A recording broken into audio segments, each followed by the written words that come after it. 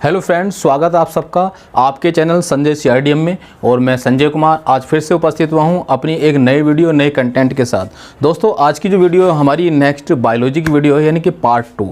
आज की वीडियो हमारी पार्ट 2 है। हमने अभी इससे पहले जो बनाई थी वो पार्ट 1 थी और आज की वीडियो है हमारी पार्ट 2। दोस्तों, पार्ट 2 में आज हम ब्लड के बारे में बताने वाले हैं और आज हम पढ़ेंगे रुधिर यानी कि ब्लड। दोस्तों, ब्लड यानी कि रुधिर में हम सबसे पहले कुछ महत्वपूर्ण पॉइंटों की बात करेंगे, इसमें जो बहुत ज़्यादा इम्पोर्टेंट हैं। मैंने आपसे बताया था कि आप हमारे चैनल पर बने रहिएगा और हमारी वीडियो जितनी भी आएँ उनको लगातार देखते रहना, क्योंकि हम आपको ऐसे ऐसे पॉइंट प्रोवाइड कराएंगे जो आपने कभी पढ़े नहीं होंगे, यानी कि बहुत ज़्यादा महत्वपूर्ण पॉइंट जहाँ से क्वेश्चन पूछे ही जाते हैं। बहुत ज़्यादा इंपॉर्टेंट पॉइंट्स है, एकदम बेसिक, बहुत ज़्यादा डीपली हम हर बात को आपको बताएंगे। ठीक है दोस्तों, तो आप हमारे चैनल पर बने रहिएगा और चैनल को सब्सक्राइब कर लें और पसंद आए लास्ट में तो इसको लाइक भी कर दें और शेयर भी कर दें सबके पास। ठीक है दोस्तों, तो 500 लाइक कम से कम इस वीडियो में हो जाने चाहिए। तो देखिए दोस्तों, सबसे पहले स्टार्ट करते हैं हम रुधिर यानी कि ब्लड से। तो यानी कि अगर हम रुधिर की बात करें, ब्लड की बात करें, तो ब्लड की जो स्टडी की जाती है, यानी कि ब्लड का जो अध्ययन करते हैं उसे क्या कहते हैं, यानी कि study of blood. Study of blood उसे हम कहते हैं हेमेटोलॉजी। क्या कहते हैं? हेमेटोलॉजी। तो दोस्तों, हेमेटोलॉजी जो बना है ये किस से मिलकर बना है? ग्रीक शब्द हैं, ये बने हैं हीम प्लस लोगोस। हीम प्लस लोगोस। हीम का मतलब होता है दोस्तों ब्लड। क्या होता है हीम का मतलब? ब्लड यानी कि रुधिर। और लोगोस का मतलब होता है टू स्टडी यानी कि अध्ययन करना। तो दोस्तों, इसका मतलब ब्लड और इसका मतलब अध्ययन करना, यानी कि ब्लड का अध्ययन करना, उसी को हम कहते हैं हेमेटोलॉजी। क्या कहते हैं हमको? इसको हेमेटोलॉजी। ये तो बात आ गई ब्लड के अध्ययन करने की। इंपॉर्टेंट पॉइंट है, याद रखना। ठीक है, यहाँ से भी क्वेश्चन पूछ लिया जाता है। इसके बाद बात करते हैं तरल उत्तक। ये जो है किस प्रकार का उत्तक है, यानी कि ब्लड किस प्रकार का उत्तक है, किस प्रकार का टिश्यू है? ये तरल संयोजी उत्तक है। कैसा है? तरल संयोजी उत्तक। क्वेश्चन पूछा जाता है यहाँ से, बहुत इंपॉर्टेंट है, very very important, very very important है दोस्तों ये। ठीक है दोस्तों, क्या ब्लड जो है यानी कि रुधिर जो है किस प्रकार का टिश्यू है? ये एक तरल संयोजी उत्तक है, यानी कि कैसा है? Fluid connective tissue. Fluid connective tissue है। ठीक है, बहुत इंपॉर्टेंट है, याद रखना। नेक्स्ट, इसकी उत्पत्ति कहाँ से हुई? इसकी जो उत्पत्ति है यानी कि इसकी जो ओरिजिन है वो कैसे हुई? ब्लड की उत्पत्ति दोस्तों मेसोडर्म से हुई। किससे हुई? मेसोडर्म से। अब ये जो मेसोडर्म है, मेसोडर्म, आपने मेसोडर्म जैसे ही सुना, अब आप पूछेंगे कि मेसोडर्म क्या होता है। ठीक है, तो मेसोडर्म के बारे में हम थोड़ी सी जानकारी बता देते हैं। ठीक, तो मेसोडर्म है, मेसोडर्म जर्म लेयर से मिलकर बना है। तो ये जर्म लेयर होती क्या है? जर्म लेयर किसे कहते हैं हम? तो दोस्तों, जर्म लेयर जो है ये किसी भी एम्ब्रियो लेयर, यानी कि एम्ब्रियो का मतलब भ्रूण, जो बच्चा बनता है यानी कि जो भ्रूण होता है, ठीक है नहीं, उसकी 3 लेयर होती हैं उस कंडीशन में। कितनी लेयर होती है दोस्तों? 3 लेयर होती हैं। कौन कौन सी लेयर होती हैं वो?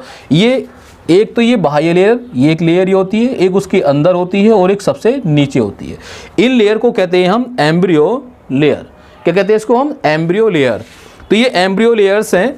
जो सबसे ऊपर की लेयर होती है, इस लेयर को हम कहते हैं एक्टोडर्म। क्या कहते हैं इसको हम? Ectoderm layer. एक्टोडर्म लेयर, ठीक है नहीं, एक्टोडर्म लेयर कहेंगे हम इसको। ये एक्टोडर्म लेयर, इसको हिंदी में कहते हैं बाह्य त्वक स्तर। बाह्य त्वक स्तर। इसके जो बीच में होती है उसे कहते हैं मेसोडर्म। मेसोडर्म लेयर, यानी कि मेसोडर्म का मतलब क्या है कि बीच में, यानी कि मिडिल त्वक स्तर। मिडिल त्वक स्तर। और जो सबसे अंदर होती है इसे कहते हैं एंडोडर्म। एंडोडर्म सबसे अंदर की जो होती है लेयर, उसको हम कहते हैं एंडोडर्म लेयर। ठीक है दोस्तों, ये 3 प्रकार की लेयर है। भ्रूण 3 प्रकार की इन लेयर से मिलकर बना होता है और इसी को हम एम्ब्रो लेयर कहते हैं। क्या कहते हैं इसको? एम्ब्रो लेयर। भ्रूण का मतलब जब बच्चे की उत्पत्ति होती है, ठीक है नहीं, जहाँ से वो भ्रूण बनता है, तो उसकी बात हम कर रहे हैं। एम्ब्रो, उसे एम्ब्रो कहते हैं हम। तो एम्ब्रियो लेयर। अब ये एम्ब्रियो लेयर में जो सबसे बीच वाली लेयर है, इसी को दोस्तों कहते हैं क्या कहते हैं? मेसोडर्म। मेसोडर्म यानी कि मेसोडर्म। बात आ रही थी ना मेसोडर्म की, तो मेसोडर्म किससे मिलकर बना होता है? मेसोडर्म जो होता है वो ये होता है, बीच की लेयर होती है हमारी। अब इसमें देखो दोस्तों, जो ये मेसोडर्म है, इस मेसोडर्म से ही उत्पत्ति किसकी हुई है? ब्लड की हुई है। हमने कल कुछ प्रकार पढ़े थे, ठीक है, परिसंचरण तंत्र के। तो परिसंचरण तंत्र में हमने बात करी थी कि किस किस क्या क्या हमें पढ़ना है। इसमें रुधिर पढ़ना है, रुधिर के बाद हमने बात की थी हृदय की, हृदय पढ़ना है, और इसमें धमनी पढ़नी है, और शिराओं की बात करनी है, और लसिकाओं की। यानी कि अब बात करते हैं कि इन सब की जो उत्पत्ति होती है, इन सब की उत्पत्ति मेसोडर्म से ही होती है। किससे होती है? मेसोडर्म से। मेसोडर्म से ही इन सब की उत्पत्ति होती है। ब्लड की भी इससे ही उत्पत्ति होती है, मेसोडर्म से ही, और हृदय की भी मेसोडर्म से ही उत्पत्ति होती है, और धमनी की भी मेसोडर्म से ही उत्पत्ति होती है, और शिराओं की भी मेसोडर्म से ही उत्पत्ति होती है, और लसिका की भी मेसोडर्म से ही उत्पत्ति होती है, लिम्फों की।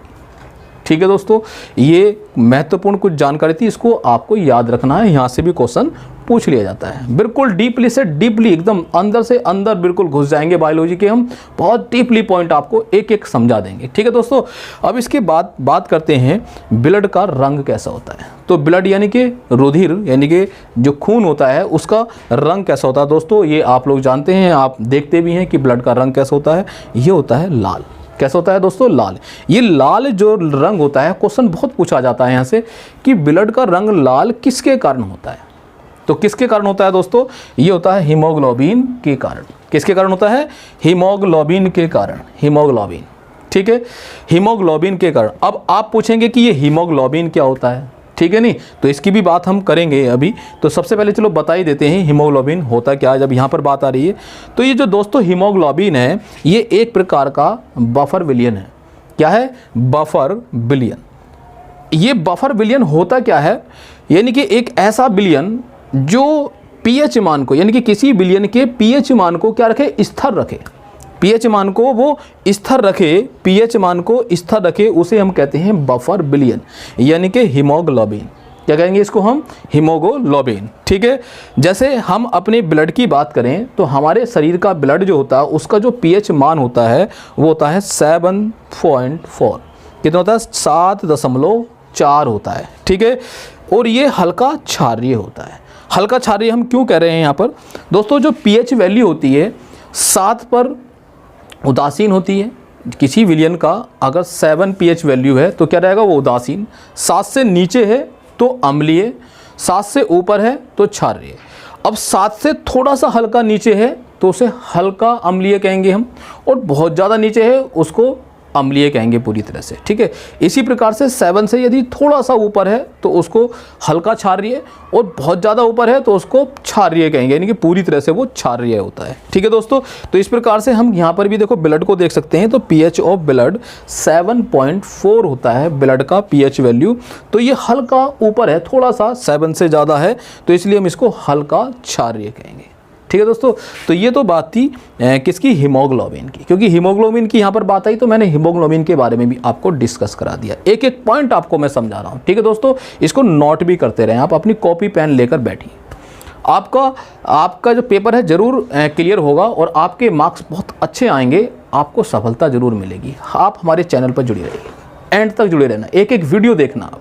ठीक है दोस्तों, नेक्स्ट बात करते हैं हीमोग्लोबिन के बाद बात करते हैं इसमें ये जो लाल रंग है, लाल की जो हम बात कर रहे हैं, तो ये धमनी में कैसा होता है? धमनी में कैसा होता है और शिराओं में किस प्रकार का होता है लाल रंग? धमनी में जो बहता है, जो धमनी में होता है लाल रंग, यानी कि ठीक है नहीं, तो ये कैसा होता है? ये हल्का लाल होता है। धमनी के अंदर कैसा होता है? हल्का लाल होता है, हल्का लाल। और जो हल्का लाल होता है वो शुद्ध रुधिर होता है, यानी कि शुद्ध ब्लड होता है, एकदम प्योर ब्लड। ठीक है दोस्तों, इसे हम कहते हैं शुद्ध रुधिर। ये किसके कारण होता है शुद्ध रुधिर? क्योंकि यहाँ पर ऑक्सीजन की मात्रा धमनियों के अंदर, यानी कि जो धमनियाँ होती हैं हमारी, ये छोटी छोटी जो धमनियाँ हैं, इन धमनियों के अंदर ऑक्सीजन की मात्रा बहुत ज़्यादा होती है। कैसे होती है? बहुत ज़्यादा। ऑक्सीजन की मात्रा ज़्यादा होने के कारण ही ब्लड शुद्ध रहता है। ठीक है दोस्तों, किसके कारण होता है ब्लड शुद्ध? ऑक्सीजन की मात्रा के, यानी कि ऑक्सीजन ज़्यादा मात्रा। फिर बात करते हैं शिराओं में। तो शिराओं में ब्लड कैसा होता है? शिराओं में ब्लड होता है गाढ़ा। कैसा होता है दोस्तों, शिराओं में ब्लड होता है, गाढ़ा होता है, गाढ़ा लाल होता है, यानी कि ये यहाँ पर हल्का लाल होता है या गाढ़ा लाल होता है, यानी कि ज़्यादा लाल होता है किसमें, शिराओं में। किसके कारण होता है गाढ़ा लाल, ये होता है CO2 की मात्रा के कारण, यानी कि कार्बन डाइऑक्साइड के कारण, कार्बन डाइऑक्साइड गैस के कारण जो है, कार्बन डाइऑक्साइड के कारण ये ज़्यादा लाल होता है, गाढ़ा होता है। ये ब्लड जो गाढ़ा लाल है इसको हम अशुद्ध रुधिर कहते हैं। क्या कहते हैं इसको दोस्तों, हम इसको कहते हैं अशुद्ध रुधिर। ये अशुद्ध रुधिर होता है। क्लियर, ठीक है, समझ में आ गया होगा यहाँ तक। अब इसके बाद कुछ महत्वपूर्ण पॉइंट और देख लेते हैं जो बहुत ज़्यादा महत्वपूर्ण है। तो ये क्या है कि ब्लड का आयतन, बात करते हैं ब्लड के आयतन की, यानी कि ब्लड का जो आयतन होता है वो कितना होता है, 5 से 6 लीटर होता है। दोस्तों ब्लड का आयतन 5 से 6 लीटर जो होता है ये औसत आयतन होता है, यानी कि औसत वैल्यू होती है इसकी आयतन की, ठीक है। क्योंकि देखो आपको पता होगा कि जो बच्चा होता है उसमें रुधिर कम होता है, बूढ़ों में कम होता है, और जवान जो होते हैं यानी कि जो यंग्स होते हैं उनमें ब्लड ज़्यादा होता है। औरतों में भी अलग प्रकार का, यानी कि लेडीज़ में अलग, जेंट्स में अलग, बच्चों में अलग, बूढ़ों में अलग, यानी कि सब में अलग अलग ब्लड होता है। तो इसलिए जो औसत एक वैल्यू बनाई गई है वो औसत होता है ब्लड का आयतन, और यही क्वेश्चन पूछा जाता है औसत वाला। इम्पोर्टेंट है, बहुत ज़्यादा मोस्ट इम्पोर्टेंट है, ठीक है ना, वेरी इम्पोर्टेंट है ये, यहाँ से भी प्रश्न जरूर पूछा जाता है, ठीक है। ब्लड का आयतन 5 से 6 लीटर होता है और ये औसत मान होता है, ठीक है। टोटल बॉडी का जो ये ब्लड होता है, ब्लड जो होता है हमारी टोटल बॉडी का कितने % होता है, टोटल बॉडी का ये 7% होता है। इम्पोर्टेंट है ये पॉइंट भी, आप इसको याद रखना। कितने % होता है, टोटल बॉडी का 7% होता है ब्लड हमारी बॉडी में। इसका स्वाद कैसा होता है दोस्तों, तो दोस्तों इसका जो स्वाद है वो नमकीन होता है।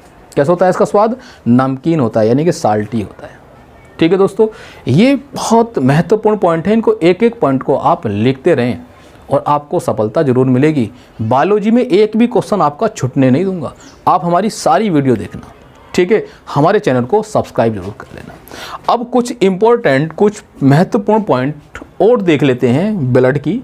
तो यानी कि बात करते हैं ब्लड का कितने % क्या कैसा भाग होता है और कितने % कैसा भाग होता है, ठीक है दोस्तों। तो उसको भी थोड़ा सा जान लेते हैं, फिर नेक्स्ट वीडियो में हम उसको पूरी तरह से डिटेल से समझेंगे। तो समझ लेते हैं इसको ज़रा, ठीक है दोस्तों। तो बात करते हैं हम कि ब्लड जो है टोटल, यानी कि रुधिर, ठीक है दोस्तों, किसकी बात कर रहे हैं हम, रुधिर की।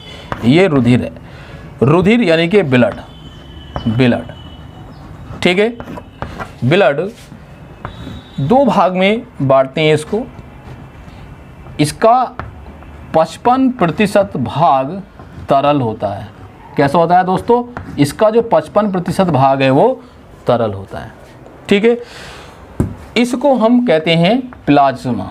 क्या कहते हैं इसको हम, प्लाज्मा कहते हैं, ठीक है। जो 55% भाग होता है ब्लड का तरल, उसको हम प्लाज्मा कहते हैं, ठीक है। इंपॉर्टेंट बात है, बहुत ज़्यादा, यहाँ से भी प्रश्न पूछ लिया जाता है, इसलिए आप इसको भी लिख लें, नोट कर लें, ठीक है दोस्तों।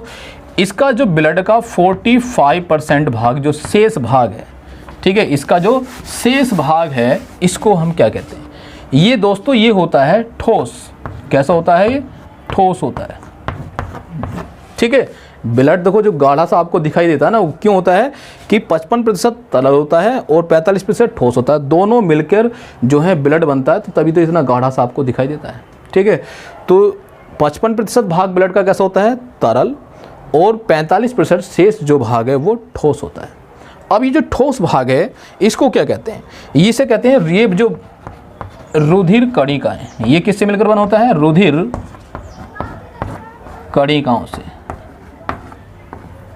कणिकाएं, ठीक है। नहीं, ये रुधिर कणिकाएं होती हैं, ठोस जो होती हैं, जैसे WBC होती हैं, RBC होती हैं, ठीक है। रुधिर कणिकाएं जो होती हैं हमारी WBC, RBC वगैरह, और प्लेलेट्स जो होती हैं, ठीक है, प्लेलेट्स और WBC वाइट सेल्स, ठीक है, और RBC हमारे लाल जो ब्लड सेल्स होते हैं, तो ये, ठीक है।